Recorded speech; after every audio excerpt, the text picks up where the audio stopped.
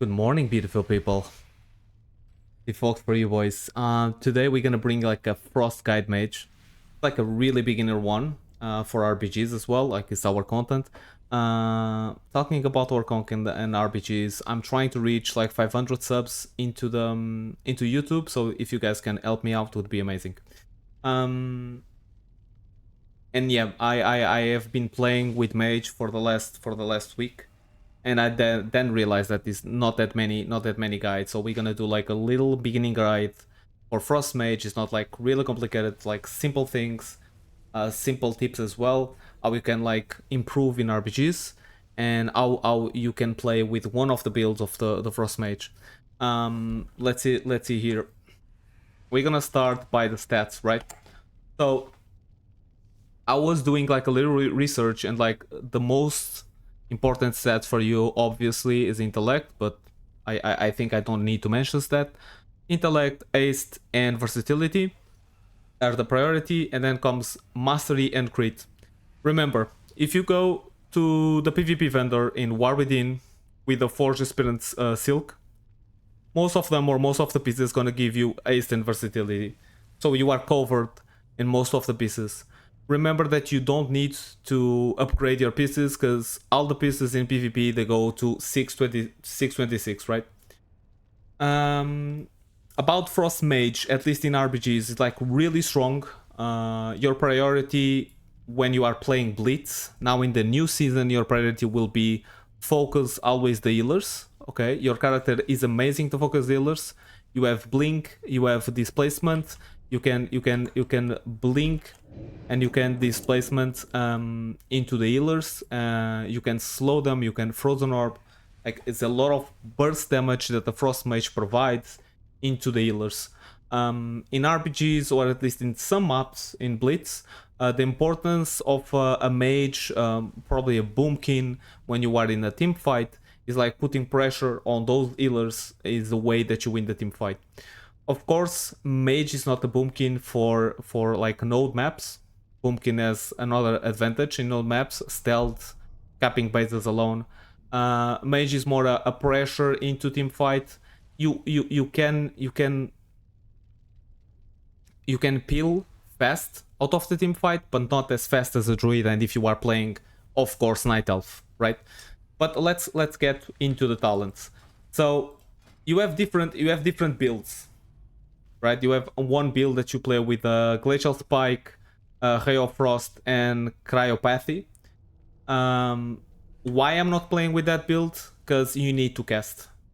And in RPGs or any other type of PvP, if you have a build that you don't need to cast and the build is still reliable, you should play with that build. For sure, Frostfire Hero Talent is way better than Spellslinger, at least in RPGs. So that is why our choice, and we can go by talent, okay? In our mage side, I did some adjustments here. You can play with slow, that is good for RPGs and good for arenas as well. Or you can play with the diverted energy, at least for RPGs. If you get focused, it's a good way to try to survive, or more survivability than slow. You don't play with your left side frost talents. You play more with the defensive ones, and more with the defensive ones and the escape ones in the right side. It's Dragon Breath is always a choice, at least in Frost. Flow of Time, Displacement, I already show you guys how it's done. Casting Iceland, Time Manipulation, Time Anomaly, Accumulating Shields, Great Visibility is a must, and a really good talent that I was trying out to play instead of Mass Barrier. I was trying out to play with Massive Visibility, but Mass Barrier is really good, not just for you, but for your team as well, right? So every time you cast Mass Barrier, I win a shield, but as you guys see, my ally wins a shield as well from an under 1 million. So this is like, as a battlegrounder, as a RPG player, I feel that it's a really good help, not just for myself in order to survive, but for my team to survive as well. Let's go to the hero talent. So in hero talent, You have Frostfire Mastery. Your damaging fire spells generate 1 stack of Fire Mastery, and Frost spells generate 1 stack of Frost Mastery. In this case, you are playing Frost, so mostly your spells will be Frost. Fire Mastery increases your haste by 1%, and Frost Mastery increases your Mastery by 1%. As you guys can see, if you need to stack haste, because your Frost Mastery will give you Mastery by 1%, okay? For 14 seconds, stack up 6 times each. The next talent that we have, you can choose by Emboldened Warding. Iceberg also casts a Blazing Barrier, so you have like two shields with 25% effectiveness. I can show you as well, as you can see it. Ice Barrier and Blazing Barrier, you have both of them. Or you can go Meltdown. Your Meltdown slides out of your Ice Block and Ice Cold, allowing you to move slowly during the Ice Block and increase your movement speed over time. So every time you Ice Block, instead of staying still, you can move with your Ice Block. The movement from the Meltdown is not good enough in order to pick up the talent, okay? That's why if you see any other content creator, if you see any other mage, you're gonna see that he's playing with Emboldened Warding instead of playing with Meltdown. Frostfire Bolt launches a bolt. The Frostfire Bolt is change your Frost Bolt to Frostfire Bolt, okay? Launch a bolt of Frostfire at the enemy, causing 66,000 Frostfire damage, slowing your movement speed by 50%, same thing, and causing additional 24,000 Frostfire damage over 8 seconds. So it's the Frostfire Bolt, and it's same as Frost Bolt, but it gives a dot, okay? Elemental Affinity, this cooldown fire spell is reduced by 30%. Or Flame and Frost, cooldown snap additional resets the cooldown of your fire spells. So basically, you can do Elemental Affinity most of the things because you are playing with Ring of Fire, and it's like a really good spell in order to use RPG or any other type of PvP encounters. Isomatic Core. Cometed Storm now also calls down a meteor at 100% effectiveness onto the target location. Meteor now also calls down a Calm Storm at 150 effectiveness onto your target location. So what he's trying to say is like you have a spell at fire that is you have a fire spell that is your meteor, right? And your Comet Storm at Frost, when you call it, it will call a meteor as well. There it goes, as you guys can see it. It's pretty useful, pretty good for burst situation, pretty good, again, to put pressure on those healers that you are playing in Blitz. Next one, we have Thermal Conditioning. Frostfire Bolt cast time is reduced by 10%, or you can go by Severe Temperature. Casting damaging frost or fire spells has the highest chance to increase the damage of your next Frostfire Bolt by 10%, stacking up 5 times. You normally don't use, and you guys are going to see it as well in the rotation that I'm going to show you guys after. You normally don't cast that much a Frostfire Bolt in order to the first talent, the Severe Temperature, be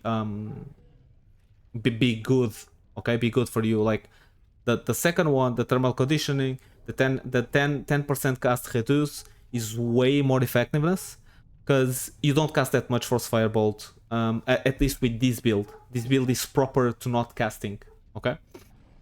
Frostfire Infusion, your Frost and Fire spells have the chance to trigger an additional bolt or Frostfire, dealing 40,983 damage. This effect generates a Frostfire Mastery when activated. Next one, Excess Frost. Reaching maximum stacks of Frost Mastery causes your next Flurry also cast Ice Nova at 125. So every time reaching a maximum stacks of Frost Mastery from the first one causes your next Flurry to also cast Ice Nova at another 25% effectiveness. Ice Nova is this spell over here, as you guys can see it. I do have in the Binded, and Flurry. So every time you reach the Mastery, let's see, we can do it.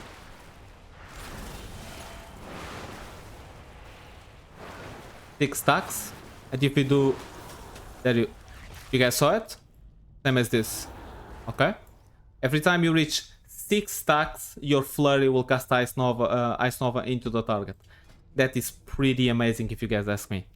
Okay, next one.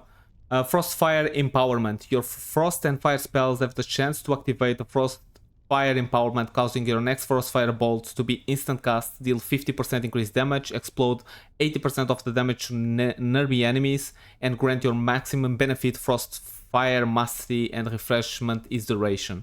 So every time that you cast the Empowerment, your Frostfire bolt's gonna be instant. We're gonna see in the rotation as well after, and why this build is better for PvP as well, RPGs and arenas. So next one, Excess Fire, and we need to speed up a little bit.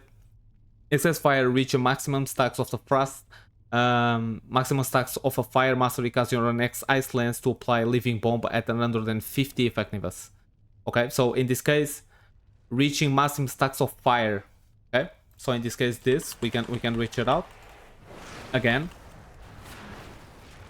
and into 6, and now when we cast Ice Lance, it will cast a Living Bomb. You see it? Okay. Next one. Flash Freeze Burn. Frostfire Empowerment grants you maximum benefit of Frostfire Mastery and refreshes duration. Activating Combustion or Icy Veins grant you a Frostfire Empowerment. Okay. We're gonna see after activating. In the Frost side, well, pretty basic till 1, 2, 3, 4, 5, 6 row, pretty basic. Even like till the end, it's like normally the same talents for almost every build. The only difference is between these three. In other builds you can use with Ray of Frost and Chiropractic and Glacial Spike. You just take out Glacial Salt, Frenzy Words, and you take out Chain or 1 point at Splintering Cold. Okay, but about this build, and you guys can, I will let it a little bit right here because you guys can copy. About this build, it's all about the Bone Chill, Brain Freeze, Fingers of Frost, and being instantly with your Ice Lance and Combat Storm. Okay, remember we are. I'm gonna show you after that this talent over here, Ice Color. Each time Blizzard deal damage and the cooldown of Frozen Orb is reduced by 5%. So every time you do damage with a Blizzard, your Frozen Orb will be reduced by 0.5. Okay.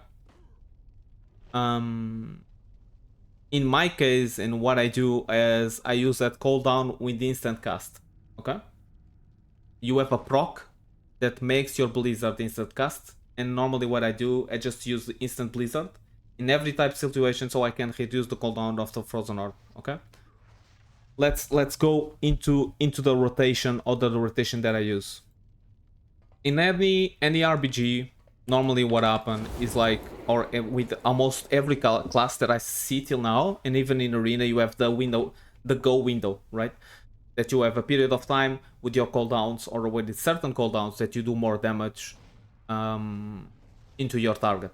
So we call it like the go window. Okay, and in this go window, with the build that I'm using right now, this build, you guys can stop and see it. Thermal Void, Earth Stones, Splitting Ice, Fingers of Frost you use in almost everyone, Brain Freeze, Chain Reaction, Glacial Salt. It's all about being instant. Okay, so you can open with your Frozen Orb, right? You pop your insta cast, as you guys can see it. Look at the flurry, right? Remember, we have already 6 stacks, so we just need to spam. Basically, we just need to spam. If you cannot spam comets, if you don't have like procs, now we have procs, you spam. It's all about trying to be the less castable that you can be. Okay, less castable always that you can be. Always less castable that you can be.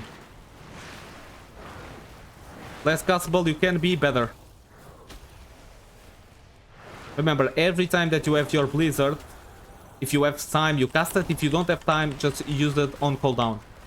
Use it with a proc. Okay. The good about this build is like you don't need to be static.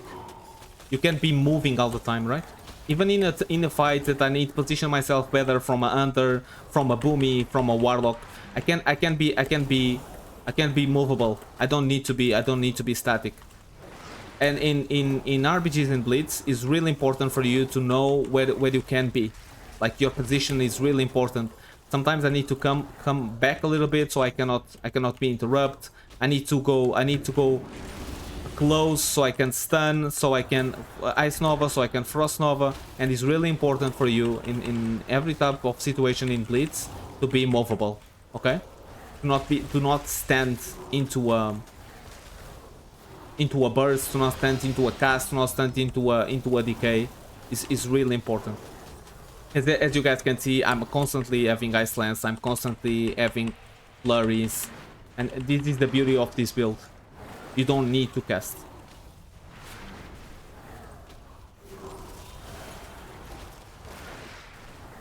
As you guys know, in PvP, it's not really about like a static rotation, right? It's nothing, because you need to make decisions. Sometimes you need to make decisions. Sometimes you need to go in. Sometimes you need to go in. You need Dragon Breath, Blast Wave, and then you need to go out instantly, right? It's not a static rotation, but for sure you can help yourself with a more freely build. When I say freely build, example, when you are playing with the Boomy, or at least the new talent of Balance Druid is about the Keeper of the Grove, and the problem with the Keeper of the Grove is not you don't have instant spells. Okay, you need to cast Sapphire, you need to cast Wrath in order to create Astral Power, in order to do damage.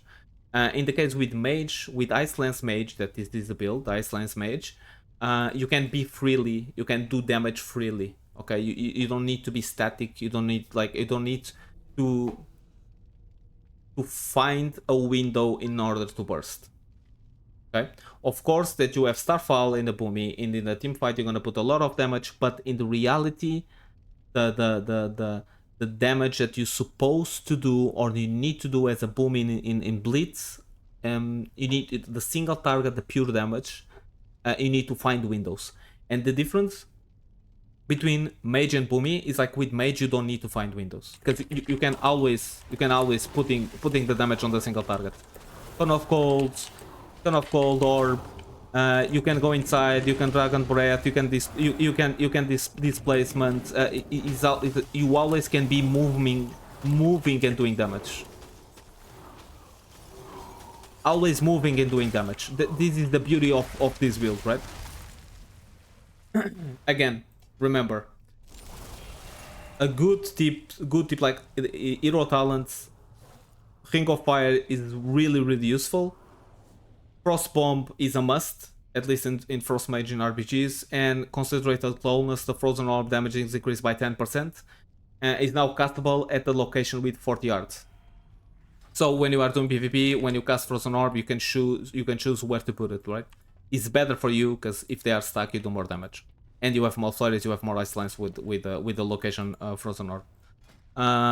Ring of Fire, create like a Ring of Fire to get summons a Ring of Fire for 8 seconds. The target location enemies entering the ring burn at 80% of total healing health over 6 seconds.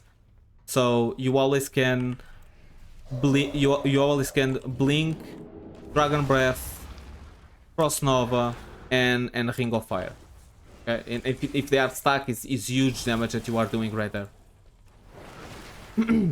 Remember, your polymorph into a RPG scene is not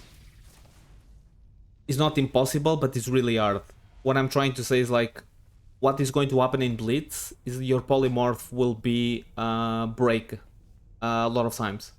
It will break a lot of times, so you need to be careful. You need to try to isolate healer and polymorph him after. And the way that you isolate the healer is you blink, you Blast Wave is gonna throw off the party, and then you polymorph him and you get out again, and you continue to do your damage into the fight. Okay, it's not as I said, it's not a specific way to play with the character. Okay, you need to get awareness, and you need to understand your class, and you need to play the best way that you can. Okay, so one more time, this is the build that I'm using. It's Ice Lance, is like you don't cast or barely cast, and is pretty movable. Thank you very much for watching. I hope you guys enjoyed the video. and drop a comment what you guys would like to see after, and subscribe the channel if you enjoyed. Thank you very much. Peace.